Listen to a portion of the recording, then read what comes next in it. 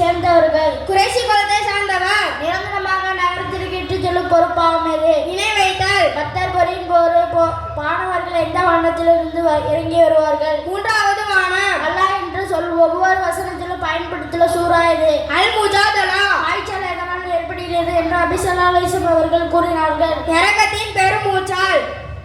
மக்காவில் இப்ராஹிம் அலைஹிஸ்ஸலாம் என்ற இடம் எவ்வேறு அழைக்கப்படுகிறது? மக்காமு இப்ராஹிம். எந்த தொழுகை விட்டால் அமல்கள் அழிந்துவிடும் என் நபிகளார் கூறினார்கள். அசர் தொழுகை. ஒருவரை ஒருவர் நேசம் கொள்வாரோ நபி கற்றுத்தந்த வழிமுறை என்ன? சலாத்தை பரப்புதல். மிஹராஜ் பயணத்தின் போது நபி ஸல்லல்லாஹு அலைஹி வஸல்லம் அவர்கள் பார்த்த ஹிஜ்ரத்துல் முந்தாஸ் என்னும் இலங்கை மரத்தினை எதை போன்றதாக கூறினார்கள்? யானையின் காதுகளை போன்றோம். அல்லாஹ்வின் அரிசை சுமலக்கும் மலக்குகள் எத்தனை பெயர்? 8 பேர்.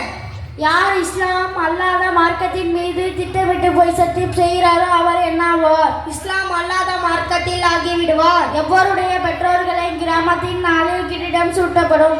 குர்ஆன் மனனம் செய்த ஹாஃபியலின் பெற்றோருக்கு. உங்களை நோக்கி சலாம் கூறப்பட்டால் என்ன செய்ய வேண்டும் என்று அல்லாஹ் கூறுகிறார். அவர் சொன்னதை விட அழகான வார்த்தையை சொல்லி சலாம் சொல்ல வேண்டும். குர்ஆனில் மொத்தம் எத்தனை நபிமார்களின் பெயர் குறிப்பிடப்பட்டன? 25 பெயர்கள். அஸ்ஸலாமு அலைக்கும் வரஹ்மத்துல்லாஹி தஆலா வபரகாத்துஹு.